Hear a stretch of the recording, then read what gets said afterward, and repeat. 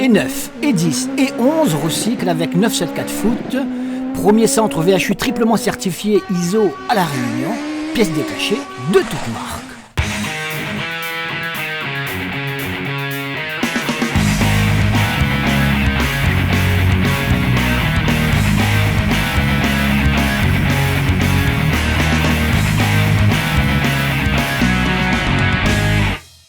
Bonsoir, on va vous parler de la 7e journée du championnat de première division qui s'est disputée dimanche après-midi avec des éléments essentiels à retenir. La Jeanne d'Arc qui continue son festival, rien ne l'arrête pour l'instant, même si c'est sur la fin, la 89e, 90e, ça suffit, c'était encore le cas face aux Marsouins de Saint-Leu. Deux équipes qui reviennent bien, un petit peu dans la douleur, mais qui reviennent bien. Les deux prétendants, on dira, la Saint-Pierroise et l'Excelsior. Coup de chapeau, par contre, pour la Tamponnaise, pour la Saint-Pauloise, alors que les grands perdants de cette 7e journée sont le Saint-Denis Football Club qui a laissé encore des points, et puis la Sainte-Marienne qui s'enfonce un petit peu dans une zone, on dira, un peu dangereuse. Alors pour vous parler de tout cela, notre invité, Michael Payette. Michael, bonsoir. Bonsoir Alain, bonsoir à tous. Michael, est-ce qu'on peut résumer ainsi cette 7e journée ? Oui. On commence à y voir un petit peu plus clair quand même. Oui, tout à fait. On voit que la Jeanne ne lâche pas le morceau. Hein. Les Portois sont sérieux, appliqués à l'image de leur entraîneur. Ils sont allés chercher avec les tripes cette victoire contre les Marsouins. C'était pas facile. Les Marsouins sont réputés pour bien défendre. Et puis il y a eu ce coup de canon en fin de match de Dina qui a tout changé et qui permet à la Jeanne de continuer son cavalier seul en tête. Avec derrière les gros qui reviennent. Hein. On voit il y a la Saint-Pierroise qui a renversé la Sainte-Louisiane dans le Classico. Bon, là aussi c'était bien mal embarqué, les affaires Saint-Pierroise, et Saint-Pierre a montré des ressources mentales non négligeables. Et puis l'Excelsior qui a fait le boulot à défaut d'être brillante à Saint-André.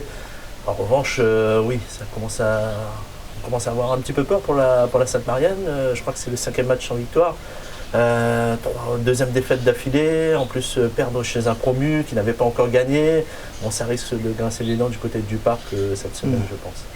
Voilà, donc l'essentiel que l'on va voir en image de cette 7e journée. On va commencer par le Classico, le derby sudiste Saint-Pierroise Saint-Louisienne. Alors Cardac s'abstenir, ceux qui étaient là, on se dit bon allez, on rentre chez nous, on a perdu.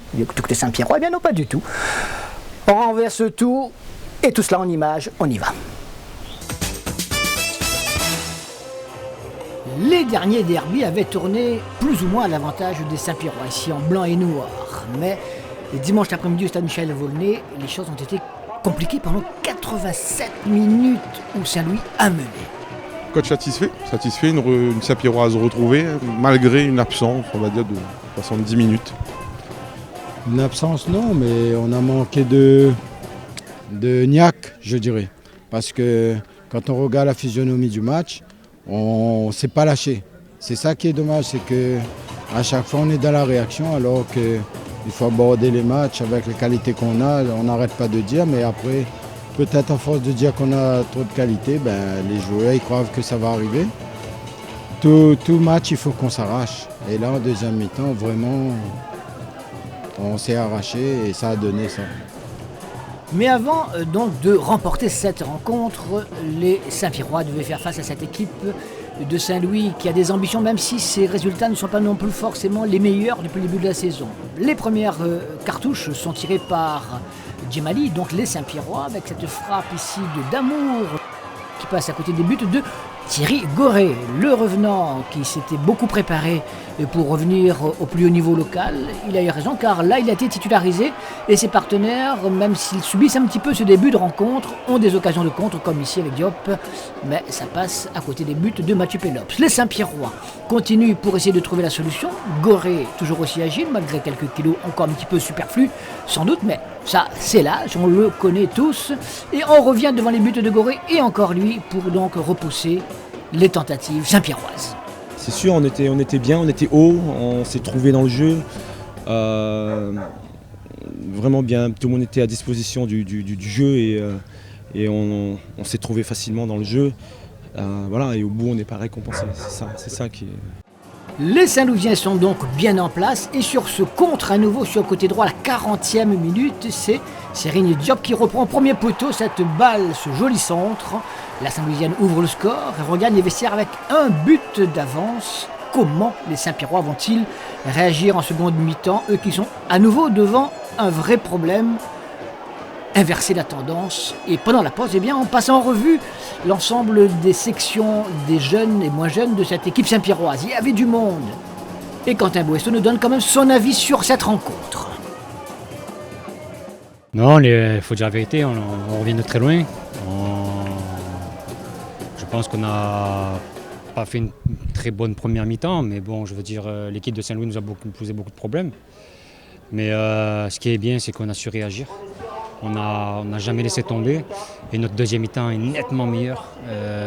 Déjà, on a su les pousser dans leur camp et on a su un peu mettre un petit peu de folie aussi. Et c'est ce qui me manquait dans le match. En même temps, Saint-Louis était un petit peu physiquement.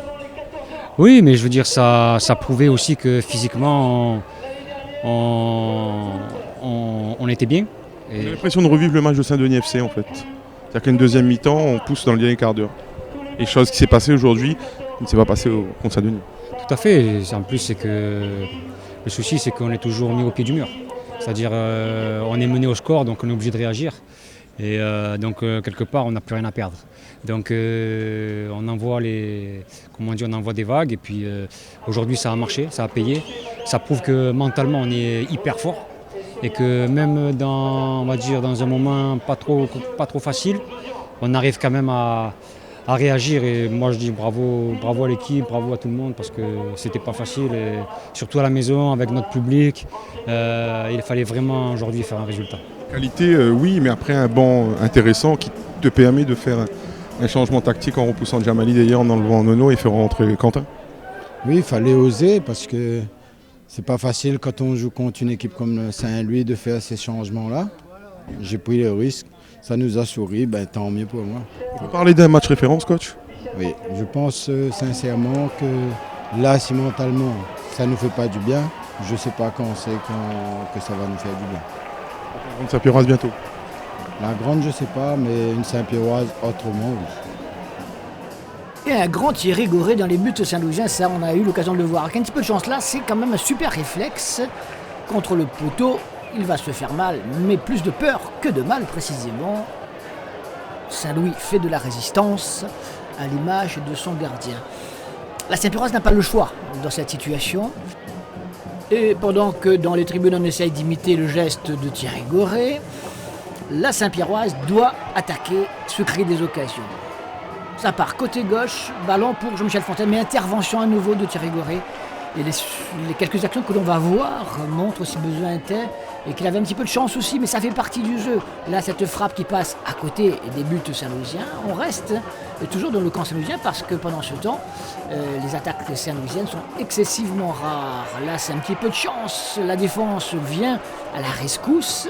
Rien à faire, toujours un but à 0, je vous le rappelle, au tableau d'affichage. Mais attention à ce contre, par exemple, qui aurait pu amener le deuxième but de cette équipe saint-louisienne, mais ça passe à côté de la cage de Mathieu Pelops. Et on revient de l'autre côté, dans le camp saint-louisien, pour une nouvelle tentative. Cette fois, c'est une frappe qu'il capte sans trop de difficulté. Il faut rester vigilant. La Saint-Pierroise, à 10 minutes de la fin, donc doit absolument essayer d'égaliser. Là, c'est lui qui dégage à nouveau en corner. Et on le voit sur une dernière intervention. Avec un petit peu de chance. Et pour l'instant, Saint-Louis y croit plus que jamais. Olivier, on sent quand même de la déception malgré un très bon match de Saint-Louis. Écoute, très déçu, très déçu. Ouais, parce qu'on a préparé ce match dans les meilleures conditions. On avait quand même un groupe assez costaud et sur des erreurs, voilà, défensivement. Donc là, on n'a pas le droit de prendre 2 buts en 3 minutes. Donc, Et c'est malheureusement ce qui va arriver au Saint-Louisien. 87e minute. Cette balle mal négociée par la défense saint-louisienne. Jean-Michel Fontaine n'attendait pas un tel cadeau en cette fin de rencontre. Et là, dans son face-à-face avec Thierry Goré, il prend le meilleur pour l'égalisation saint-pierroise. Des cigognes soulagées à ce moment-là. Et que de perdre, de ne marquer qu'un point, ils en marqueront 2 peut-être. Mais attention, le match n'est pas fini. Et cette faute un peu désespérée à la limite de la surface de réparation sur Jean-Michel Fontaine va amener un coup franc. Attention, il reste une poignée de secondes à jouer. Quentin Boesso le frappe au deuxième poteau. Manque de vigilance encore une fois peut-être. Mais comment le leur reprocher à ses défenseurs saint-louisiens qui ont tout donné. Et c'est Mami Gervais qui surgit pour l'égaliser, pour le but de la victoire saint-pierroise, 2-1. Ils y croient même pas, ils sont tellement heureux, une telle victoire qui leur donne un peps sans doute énorme, ils auraient gagné plus facilement, ça n'aurait pas eu le même effet, là, avec ce qui s'est passé en fin de rencontre. Les Saint-Pierrois deviendront probablement au cours des prochaines semaines très très dangereux et sans doute très incisifs. J'espère qu'on va monter en puissance et c'est vrai qu'aujourd'hui, voilà, on a été bon pendant 75 minutes et il nous manquait ce petit 15-10 minutes pour pouvoir arracher les 4 points. Malheureusement pour nous, on fait beaucoup d'efforts là encore et on n'est pas récompensé au bout. On attend notre déclic. On attend un match référence, on attend ce match qui va nous propulser vers l'avant, qui va nous permettre d'enchaîner les matchs, de les gagner. Mais je pense qu'il faut revenir vraiment à des bases et des valeurs d'humilité, de travail. Et c'est ce qu'on fait toute la semaine. On ne triche pas, on bosse vraiment. Et aujourd'hui, ça a payé. Et franchement, j'espère qu'on va continuer comme ça. L'Auxerre Léopard aussi qui traverse une période un petit peu difficile. C'est vrai que l'adversaire qui lui était proposé, Michael, c'était l'Excelsior en quête de rachat. Une équipe de Saint-Joseph qui s'est rachetée. Ça n'a pas été simple, il a fallu être patient. Quelle est votre impression? Parce que vous étiez sur cette rencontre. Oui, on a vu une très belle équipe des Léopards, accrocheuse, généreuse. Elle n'a rien lâché du début à la fin. Mais c'est vrai qu'en face, l'Excelsior avait besoin de points. Dominique Vallès le disait, il disait que son équipe était un peu malade, traumatisée encore par cette première défaite contre la Jeanne d'Arc à la maison. Elle n'est pas encore guérie, mais en tout cas, elle va mieux, elle a fait le boulot. Bon, ça s'est joué sur un fait de jeu, on a vu un penalty, on ne sait pas trop s'il y a penalty ou pas. Sur les images qu'on a, oui, il y a une faute, c'est évident, mais on dira qu'il était à l'extérieur, mais il ne fallait pas faire la faute déjà. C'est totalement inutile en plus, grossière. L'arbitre n'a pas hésité non plus, son juge de touche était bien placé, donc il n'y a pas eu de temps mort, ils ont tout de suite pris la décision, donc je pense que... La faute y est. Mais alors, à l'extérieur ou pas, ça c'est une autre histoire qui n'a même pas lieu d'être du reste. Il ne fallait pas faire faute, tout simplement. En tout cas, Redan Douari a pris ses responsabilités, il a marqué. Ensuite, il y a Gladysson entré en jeu qui a doublé la mise. Donc c'est de bon augure pour l'Excelsior qui relève la tête et qui, mine de rien, est deuxième du championnat avec la Saint-Pierroise. Eh bien, la preuve en image, direction le stade Baby-la-Rivière à Saint-André, Auxerre Léopard, Excelsior. C'était important de gagner parce qu'on sort d'une période un petit peu difficile et que dans des périodes comme ça, le doute s'installe, on manque de sérénité, on l'a vu un peu en mi-temps, on jouait avec le frein à main, on ne lâchait pas nos actions. Donc c'était très important de retrouver le chemin de la victoire pour retrouver de la sérénité, de la confiance parce que notre équipe a un potentiel et pour exprimer ce potentiel, il faut de la confiance. Et on a senti vraiment une équipe en dedans qui avait du mal à se lâcher. Donc c'était important de gagner aujourd'hui. Donc l'objectif est atteint, il fallait absolument gagner. On n'a pas fait un grand match, mais on a été sérieux, on a été rigoureux. C'est ce qu'il fallait pour prendre les 4 points aujourd'hui. Je suis aussi pour le résultat parce que je pense que les joueurs ils ont fait un gros match aujourd'hui, mais c'est dommage qu'on n'a pas pu se maîtriser sur une erreur, je dirais, et ça peut basculer le match. Après, perdre 1-0, 2-0, mais je pense qu'ils ont fait ce qu'il fallait, mais c'est pas suffisant. L'AD1 c'est encore plus rigoureux, ils nous redemandent encore plus de travail. Il faut qu'on travaille pour pouvoir aussi... Même si c'est l'Excelsior et compagnie, mais on doit aussi fournir autre chose si on veut s'accrocher. Même s'il est difficile évidemment de reprocher aux Saint-Andréens un manque de combativité, peut-être un peu de réalisme, les occasions, ils savaient qu'elles allaient être particulièrement rares face à cette équipe de l'Excelsior. Et quand on en avait une, il ne fallait surtout pas mal l'exploiter. Regardez là côté gauche, la possibilité d'une belle frappe, mais il rate totalement sa reprise. Des occasions comme celle-ci, il ne va pas y en avoir beaucoup. Ils doivent se dire que c'était peut-être l'occasion justement de prendre cette équipe de l'Excelsior qui elle-même doutait de son parcours. Le public, lâche pas, c'était un très beau public saint-andréen. Surtout pas lâcher, on a besoin de ça, on a besoin d'encouragement. C'était là aujourd'hui, même s'ils sont encore un peu déçus par le résultat, on va dire. On va essayer de remobiliser tout ça, de les encourager. Un public saint-andréen qui effectivement a tenu à encourager et à soutenir son équipe comme depuis quelques longs mois maintenant. Du côté de l'Excelsior, il y a eu des occasions comme celle-ci, avec cette frappe renvoyée par Alamel qui fait de la résistance. On est déjà on est en fin de première mi-temps et maintenant on est en deuxième mi-temps. Voilà, avec cette nouvelle occasion pour l'équipe de l'Excelsior. Et là encore, pas de chance pour les Saint-Josephois. On peut penser qu'on va s'achever là dans cette rencontre sur un score de 0-0. Ben non, cette faute commise à l'extérieur ou pas de la ligne médiane, peu importe, mais le geste il est pas joli. Et surtout totalement inutile. Le pénalty donc pour cette faute sur Redouane Dari permet à l'attaquant, l'ailier droit et gaucher de poche de cette équipe Saint-Josephois de prendre ses responsabilités. Et il marque et ouvre le score pour l'équipe de l'Excelsior qui se libère à ce moment-là car ils sont à l'extérieur, c'est Saint-Josephois, ils ont essayé et puis les minutes s'écoulant, il ne reste pas beaucoup de temps à jouer dans cette rencontre. Il vaut mieux donc marquer en premier que de voir l'adversaire Saint-Andréen riposter. Un adversaire Saint-Andréen qui a là l'occasion de marquer, qui marque même, mais il était en position de hors-jeu, signalé dès le départ par le juge assistant, ce qui permet à l'arbitre de confirmer totalement et de invalider le but pour cette équipe des Léopards qui espérait l'égalisation. Entrée de Mohamed El Madagri pour l'équipe de l'Excelsior et ce coup franc qui oblige à la mêle d'une superbe claquette à botter en corner. Un corner qui va amener le deuxième but. Ce coup de tête de Gladisson qui a manqué lui aussi. Et c'est El Madagri qui était justement au départ de l'action. Charles-Henri Gladisson qui n'avait pas eu beaucoup de réussite depuis le début de la saison, qui permet donc à son équipe de se mettre définitivement à l'abri, de marquer même un troisième but grâce à Redouane Dari, mais signalé hors jeu ici Mohamed El Madagri. Il en restera là 4 points importants sur le plan comptable et psychologique pour l'Excelsior.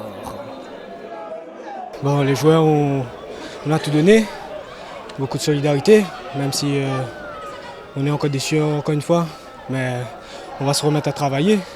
Ça passe que par là, il n'y a pas de secret. Mais on voit que tous les détails payent.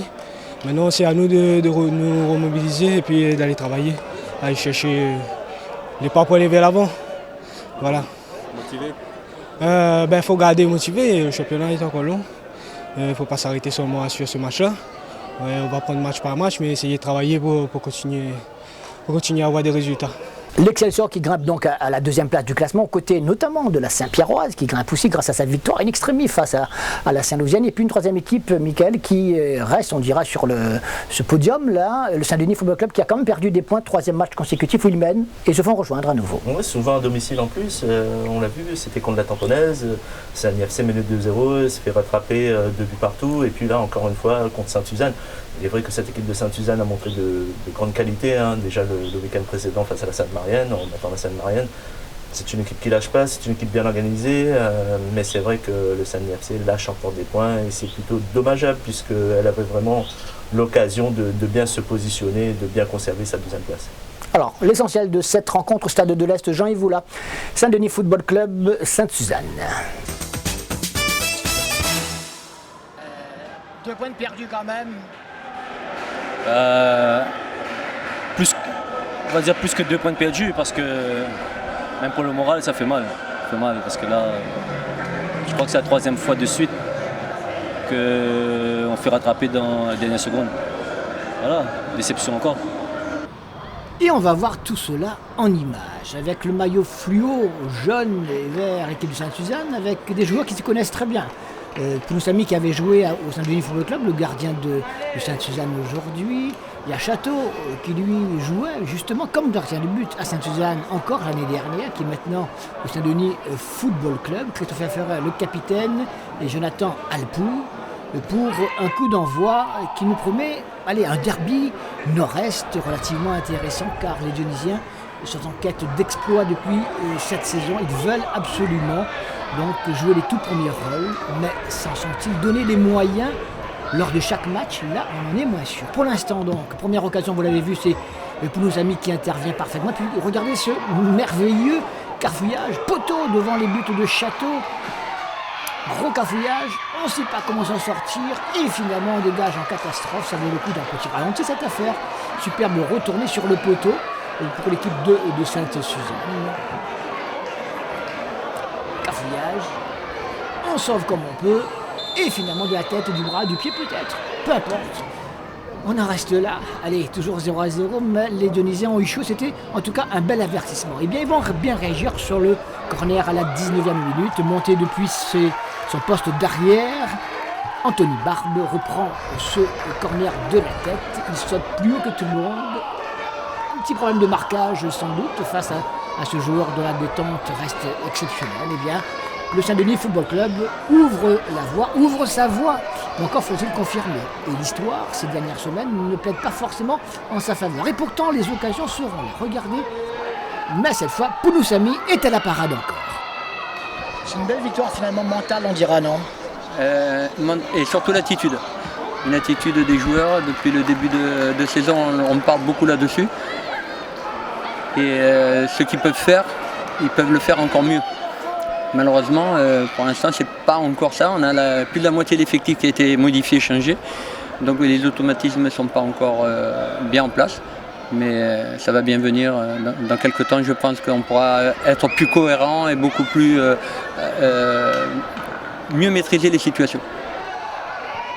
Maîtriser les situations, ben là ils le font ces joueurs de Sainte-Suzanne. Regardez avec Florian Turpin cette faute de Nicolas Chateau, bien malheureux, il est un petit peu en retard, l'attaquant Sainte-Suzannois sur des axes parfaitement pour aller du bon côté, du mauvais pour le gardien de but qui ne peut qu'accrocher sa godasse, et ballon frappé par Florian Turpin, et 34e minute, Sainte-Suzanne revient à la hauteur de son adversaire, égalise et finalement est justement récompensé des occasions, de son abnégation, de sa bonne organisation face à un redoutable adversaire. Grégory Waro fait son entrée, mais également dans le camp de cette équipe du Saint-Denis Football Club, puisque Nicolas Chateau, blessé à la pause, ne reviendra pas. C'est le jeune Dijou qui va le remplacer. Il a un arrêt très difficile avec ce faux rebond. Il s'en sort bien, toujours un but partout. Ouais, c'est vrai, il faut retenir l'état d'esprit surtout. On arrive à revenir 2 fois. Bon, c'était pas évident, Sani avait la main mise sur le match. Nous, on savait qu'on allait avoir quelques comptes. Et puis, on a 2 comptes, ça fait 2 buts. Il faut féliciter les gars qui sont entrés dans le bon état d'esprit. On a un club tout jeune, ambitieux. Et l'esprit d'équipe a primé ce soir. Et dans ce match, tout est effectivement encore possible. Un but partout pour l'instant, je vous le rappelle. Nouvelle occasion avec Babas qui passe parfaitement son adversaire. Il frappe, mais encore une fois, Rudy Pouloussami se montre le plus prompt, le plus agile. Un dernier rempart particulièrement efficace.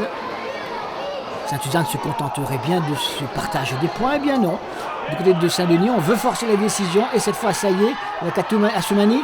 Et finalement, il n'a pas fait exprès sans doute cette passe décisive. C'est Jimmy Simouri à la 80e minute qui offre le 2e but au Saint-Denis Football Club qui mène par 2 buts à 1 à ce moment-là.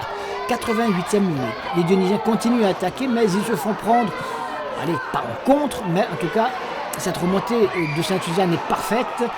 Il s'est replacé Grégory Waro au centre, c'est lui qui reprend imparablement. 2 buts partout. Tu rentres et tu marques. Comment ça se fait? Je suis considéré comme le joker de luxe, on va dire comme ça.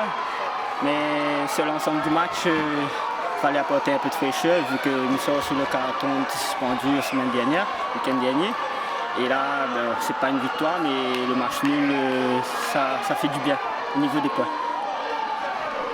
Tu marques, c'est le premier but depuis très longtemps, ça? On va dire comme ça, je cours depuis à peu près 2 ans et demi. J'insiste, je travaille pour, mais vu le poste que je joue, j'ai pas trop la chance d'arriver devant les buts. Et là, comme j'ai rentré ailier droit, et avec le nouveau tactique du coach qui a mis, ça m'a permis de marquer le premier but à Saint-Denis dans ma petite ville natale. Et avoir un carton jaune, il être content d'un carton jaune? Non, le carton, c'est pas le bon exemple. Le bon exemple, c'est le but, mais le carton, c'était l'émotion, la joie et voilà, le tout, quoi, le premier but. Et celle-là, je dédicace bien pour des personnes qui ne croient pas moi du tout, voilà. Donc, c'est une petite dédicace. C'est quand même une belle série, finalement. Oui, pour l'instant, belle série, mais ça ne fait pas avancer. Les matchs nuls ne font pas avancer, malheureusement. On perd le premier match sur un coup du sort, pareil. Un arbitrage, ils n'ont pas pris leur responsabilité à la dernière seconde et un but donné au tampon. C'est un but qu'on a donné, vraiment donné alors qu'on n'avait aucun danger, il n'y a aucun risque. Je pense qu'il y a des joueurs qui n'ont pas encore intégré ce qu'on recherche, ce qu'on demande. Et dans la précipitation, je pense que voilà, c'est des jeunes, on a des anciens qui arrivent à gérer tout ça, mais les jeunes à côté n'ont pas encore cette expérience de R1. Et je pense que ça viendra petit à petit. Voilà pour les images que l'on pouvait vous proposer à l'occasion de cette 7e journée du championnat, le rappel des résultats et du classement. 19 buts ont été inscrits à l'occasion de cette 7e journée, 2-1 pour la Saint-Pierroise face à la Saint-Louisienne, 2-0 pour la F Saint-Louis face à Sainte-Marie, 2-0 également, mais c'est l'Excelsior qui gagne à Saint-André, 3-2, l'Ex-Saint-Paul qui s'impose à la Petite-Île, Saint-Denis FC, Sainte-Suzanne, on a vu 2 buts partout, Tamponnaise 2, Capricorne 0 et Jeanne d'Arc 1, Marsouin 1. La Jeanne d'Arc qui reste en tête plus que jamais, qui compte désormais 7 points d'avance sur un tiercé qui n'est plus tout à fait le même. En tout cas, il y a le Saint-Denis Football Club, c'est vrai, alors que la Jeanne d'Arc compte 26 points. Deuxième donc ex-aequo Saint-Denis, Excelsior et Saint-Pierroise. La Saint-Pauloise, c'est juste derrière la 5e place avec 18 points. 6e la Tamponnaise, 17 points, juste devant Sainte-Suzanne, 16 points. La F Saint-Louis est bien placée pour l'instant, 15 points pour les banlieusards saint-louisiens. La Sainte-Marienne décroche à la 9e place, 14 points ex-aequo avec la Saint-Louisienne. Capricorne, 11e avec 13 points, tout comme les Marsouins et l'Auxalopard. Et ferme la marche, la Petite-Île qui est bien la seule équipe pour l'instant décrochée du groupe de poursuivants. On ferme la page locale, on reste avec nos locaux, mais nos locaux qui s'illustrent sur la scène nationale, voire scène internationale, l'Écropolitain avec Mickaël donc. Et notre top 3, le top 3, Adrien Trebel. Pourquoi lui cette semaine, Mickaël? Oui, direction la Belgique. Pourquoi Adrien Trebel? Tout simplement parce qu'il a beaucoup manqué à Anderlecht. Il avait écopé d'une suspension qu'il avait privée de 2 matchs. Il est revenu et Anderlecht va beaucoup mieux. C'est vrai que c'est la rampe de lancement de l'équipe. Anderlecht avait un gros match ce week-end face à Bruges, le leader. Il fallait gagner absolument pour continuer à croire au titre de champion. Il ne faut pas oublier qu'Anderlecht est tenant du trophée. Et ils l'ont fait, hein. Les coéquipiers d'Adrien Trebel se sont imposés 2-1 à Bruges. Et ils reviennent à 2 points du leader à 3 journées de la fin. Donc ça promet une belle lutte. Et Trebel, qui était vainqueur de la Coupe de Belgique avec le Standard, champion avec Anderlecht, peut encore remporter un trophée cette saison. Romain Métanière, direction donc la Champagne-Reims qui accède, Mickaël, en première division, et il y a beaucoup contribué. Romain Métanière, notre top 2. Oui, c'est l'un des joueurs qui a été le plus aligné cette saison par l'entraîneur du Stade de Reims, Romain Métanière, qui avait déjà réussi le coup il y a quelques saisons avec Metz. Là, il va retrouver la Ligue 1 avec le Stade de Reims. Il a contribué ce week-end avec une 3e passe décisive cette saison, ce qui est pas mal pour un latéral droit. Et surtout, Reims qui est en mode record. Hein. Reims est déjà champion depuis 2 journées. Et il continue à atomiser les records. Le plus grand nombre de points, le plus grand nombre de buts marqués. Et c'est vrai, c'est une saison qui restera gravée dans la Ligue 2 et du côté de la Champagne. Dimitri Payet, c'est notre top 1. Il est en forme internationale depuis un bout de temps. Si ça ne saute pas aux yeux, je ne sais pas ce qu'il faudra qu'il fasse. Ouais, c'est sûr. Il a été encore décisif, on l'a vu en semaine, lors de la qualification de l'Olympique de Marseille pour la finale de l'Europa League. Dimitri, il a frappé le dernier corner à 4 minutes de la fin de la prolongation pour faire la différence. Marseille s'est qualifié, Marseille est en finale, Marseille a enchaîné en championnat. Tout le monde pensait que Marseille avait laissé beaucoup de force. C'est vrai que les Olympiens ont laissé des forces, mais ils ont fait un gros match hier soir contre Nice avec un Dimitri en forme étincelante. Un but, une passe décisive. Une passe décisive pour l'égalisation pour Valère Germain et puis un but de toute beauté en milieu de 2e mi-temps. Donc Marseille est toujours en course pour la Ligue des Champions en championnat. Dimitri Payet, meilleur passeur, co-meilleur passeur du championnat avec Neymar. Il rejoint Neymar avec 13 passes décisives. Je crois qu'il en est à 121 passes avant un but, c'est-à-dire qu'il a créé 121 occasions cette saison. Il n'y a personne qui l'a fait mieux dans les 5 championnats européens. Donc Dimitri Payet en forme internationale, la classe mondiale, et on espère qu'il sera vraiment au mondial dans quelques années. On l'espère. En tout cas, c'est juste un constat, évidemment. Les deux coups de cœur, Michael, Dorian Bertrand. Alors là, coup de chapeau vraiment parce qu'il est le meilleur joueur, en tout cas il a été désigné meilleur joueur du National 2018. Oui, c'est assez inattendu. C'était la révélation du début de saison du National. C'était une première pour lui. À 24 ans, il découvrait ce niveau-là après avoir joué en N2 et en N3. Et puis le petit gars du Sandy FC, formé au Sandy FC, il a fait son bonhomme de chemin, 7 buts marqués. Et en tout cas, il a vraiment tapé dans l'œil des observateurs.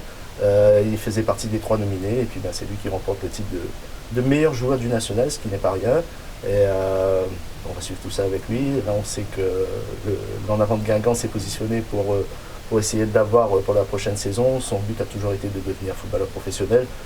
Il est bien parti, il a eu des bons conseils en plus avec Fabrice Abriel qui lui a remis son trophée. Fabrice Abriel qui est passé par Guingamp aussi. Donc les Réunionnais continuent à faire de bonnes choses en national et Dorian Bertrand, en tout cas, il a marqué les esprits cette saison. Et on traverse les Alpes pour aller du côté de la Suisse maintenant pour le deuxième coup de cœur. Guillaume Waro, si vous ne voyez pas, si vous n'avez pas une idée de la ferveur populaire lorsqu'on est champion en Suisse par exemple, vous allez voir sur ces images, Guillaume Waro, le deuxième coup de cœur, il est champion de Suisse, c'est grand monsieur là. Oui, grand monsieur, en tout cas il assume son statut de star en Suisse. On aurait pu dire qu'il avait parti à la base, cela coulait douce et non, il est performant, Guillaume est performant. C'est le meilleur buteur du championnat actuellement, son équipe est championne, ça faisait 32 ans que les Young Boys attendaient ça. Il est temps qu'il arrive. Hein, qu'il arrive. Donc au bout de 4 saisons, il a réussi à conduire les Young Boys au sommet du championnat suisse. Ils sont en finale de la coupe, ce sera le 27 mai à Berne, à la maison, contre Zurich, donc ils vont essayer de faire le doublé. En tout cas, une grande saison pour Guillaume, il le disait, il a déjà remporté la Coupe de France avec le PSG, il avait même marqué en finale. Mais c'est vrai que là aussi, c'était un moment très fort qu'il a vécu. À 34 ans, en tout cas, on est content pour lui, sachant que l'année prochaine, il y a possibilité de renouer avec la Ligue des Champions. En tout cas, chapeau l'artiste. Bravo à tous ces joueurs, j'allais dire jeunes, pas toujours, mais excellents joueurs de la Réunion qui portent fièrement notre drapeau sur la scène nationale et internationale. La semaine prochaine, donc, le programme, on revient là à notre football local. Ce sera la Coupe de France, mais dans 15 jours, on retrouve le championnat avec un programme qui va vous intéresser. Ce sera la 8e journée, tenez, regardez, Saint-Pauloise, Saint-Pierroise, Marsouin, AF Saint-Louis, Excelsior Tamponnaise, Capricorne, Jeanne d'Arc, Sainte-Marianne, Auxerre-Léopard, Saint-Louisienne, Saint-Denis Football Club et Sainte-Suzanne. Petite-Île. Michael, merci pour toutes ces précieuses informations. Avec plaisir. Et puis on se retrouve dans 15 jours pour encore d'autres informations, même si beaucoup de ces joueurs vont partir en vacances très bientôt. Oui, je crois qu'il reste une journée en Ligue 2, il en reste 2 en Ligue 1, et puis au niveau des championnats étrangers, ça commence à se terminer. Il restera toujours Florentine Pongol qui continue en Thaïlande, la saison est plutôt particulière.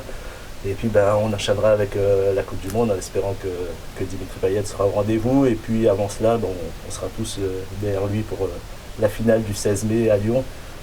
Marseille qui affrontera l'Atlético. Et puis en espérant qu'il sera le deuxième redonné. On a déjà eu un qui avait été... Didier Agathe. Didier Agathe avait joué une finale. Le Celtic de Glasgow. Il avait perdu en 2003 avec le Celtic contre Porto. Et puis après lui, il y a eu Benoît Renolinas qui a remporté l'épreuve avec le FC Séville. On souhaite... la même chose à Dimitri. Merci Michael, bonne semaine à vous et au week-end prochain, lundi 19h30 et mardi 19h45. Salut.